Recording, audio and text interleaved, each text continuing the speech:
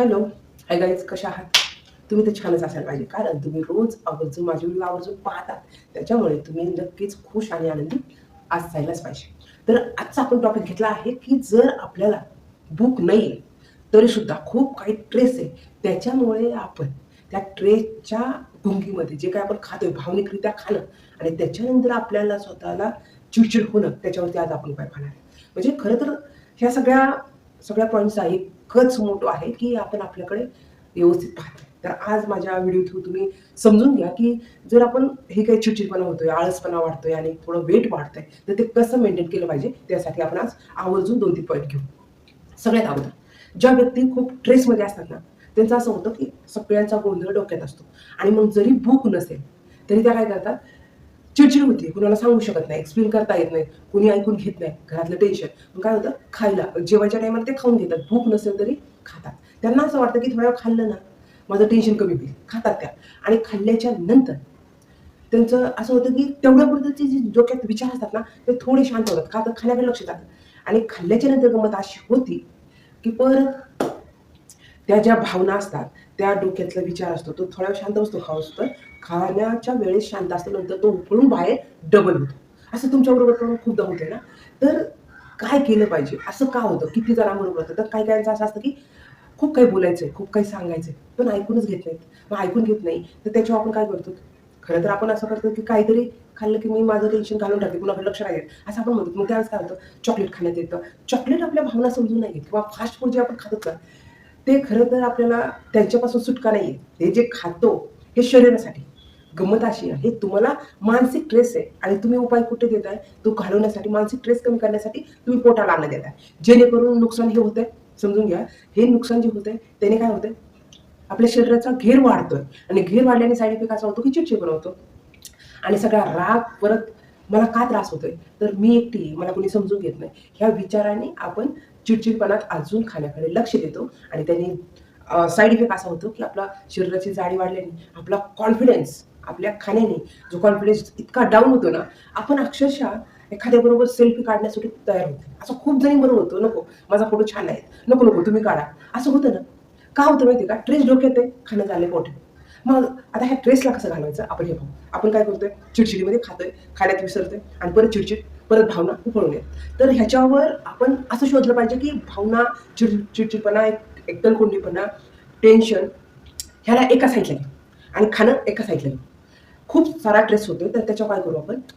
खरं तर ट्रेसचं कारण काय? तर आपण ते पॉइंट एखाद्या मैत्रिणीला सांगू, त्याने मन हलकं होईल. मन हलकं होणं सुद्धा तुमच्यासाठी खूप गरजेची गोष्ट आहे.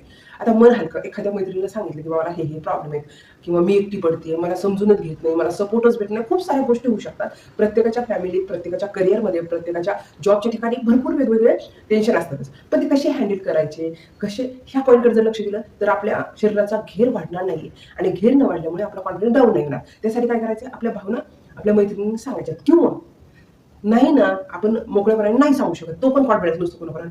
तर लिहून काढा. तुम्हाला ट्रेस करायचं होतं, ते सगळे पॉइंट लिहून काढा. ते नोट करा. झाले. ते डोक्यातले प्रॉब्लेम तुम्ही लिहून काढले. लिहून काढले म्हणजे तुम्ही ते खाली केले.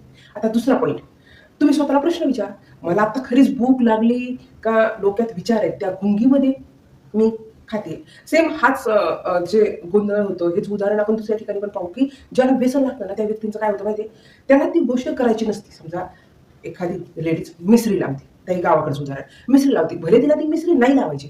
पण मग तिच्या डोक्यात असं असतं, की माझ्या डोक्यात आता खूप टेन्शनचं गोंधळ चालू आहे. एकदा का मी मिसरी तोंडात टाकली, की माझा गोंधळ शांत होईल, माझं डोकं शांत होईल आणि मी काम त्या त्या नशेमध्ये करेल. हा विचार करून ती मिसरी लावते आणि कामाला लागते. होतं ना असं? तुम्ही पाहिलं असेल. हेच उदाहरण आपण इकडे करतो, की खाऊन घे. नुसतं खाऊन घे. नंतर बघू काय ते. आता तर मला काहीच चांगलं लागत नाही, पण खाऊन घे.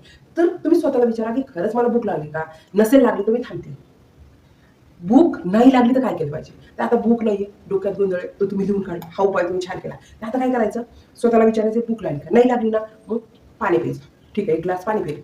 आता बरं वाटतं का नाही वाटत? तर मग आपण काय करू? खोल श्वास घेऊ, सोडू किंवा खोल श्वास घेऊ, सोडू. ही खूप छोटी ट्रिक आहे. ऐकायला खूप छोटी, पण त्याने काय होईल? तुम्हाला एकदम ब्रेनमध्ये हलकं वाटेल, की थोडं आता रिलॅक्स आहे, काही होत नाही. मी जास्त ओव्हर थिंकिंग केल्याने प्रॉब्लेम सॉल्व्ह होणार नाही. मी त्याला सामोरे जाऊनच सॉल्व्ह करण्याचा प्रयत्न करेन. माझे प्रॉब्लेम मी स्वतः बोलूनच सॉल्व्ह करणार आहे. हे स्वतःला तुम्ही बोलू. पाणी पिलं, श्वास घेतला आणि तिसरा पॉइंट सगळ्यात महत्त्वाचा. जर खूपच भूक लागायला आहे तर सॅलेड ठेवून जवळ. खरी भूक नाही तरी पण वाटते, कारण लगेचच्या लगेच ह्या सवयी कमी होत नाहीत आपल्या. आपण काय करायचं की सॅलेड जवळ ठेवू. सॅलेडने नाही तेवढ्यापुरतं थोडंसं पोटात गेला तर ते खूप दिवसाची सवय एकदा कमी होत नसते ना, त्याच्यामुळे सॅलेड जवळ ठेवू. सॅलेड खाल्ल्याने जरा पोटात थंड वाटेल, आणि हे जरा पोटात थंड वाटलं की बरोबर आपल्याला त्यावेळेस खूप छान हॅपी फील होईल. आणि हेच फील तुमचा कॉन्फिडन्स वाढण्यासाठी खूप जबरदस्त ट्रिक आहे. काय करायचं आहे, पाणी खोल श्वास घ्यायचा आणि सॅलेड कड आवर्जून लक्ष द्यायचं. ह्या पॉईंटला जर आपण इम्पॉर्टंट द्यायला लागलो तर काय होईल माहिती मॅजिक, तुमचा कॉन्फिडन्स वाढत जाईल. आणि तुमच्या जे टेन्शनचा भाग आहे तो तुम्ही एका बाजूला करताय, आणि पोटाला खरंच भूक लागली का ह्या वर्डचा तुम्ही विचार करताय, त्याने काय होतं, तुमचे दोन्ही पण फायदे व्हायला लागलेत. आणि त्या गोंधळातून हळूहळू तुम्ही बाहेर येताय. आणि तुम्ही जशी बाहेर येताय तर तुमचा कॉन्फिडन्स बिल्ड झाल्यामुळे तुम्ही खूप हॅपी राहायला लागतात. आणि तुम्ही हॅपी राहायला लागला की प्रॉब्लेम ॲटोमॅटिक सॉल्व्ह करण्याचा कॉन्फिडन्स तुमच्याकडे येणार, ही 100% गॅरंटी. तर आजची ट्रिक तुम्हाला कशी वाटली?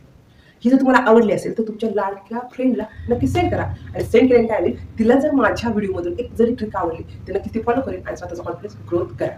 तर वेळात वेळ काढून तुम्ही माझा व्हिडिओ पाहिला त्याच्याबद्दल खूप सारे मनापासून आभार. असेच व्हिडिओ पाहत राहा आणि स्वतःकडे नक्कीच लक्ष द्या. तर थँक्यू.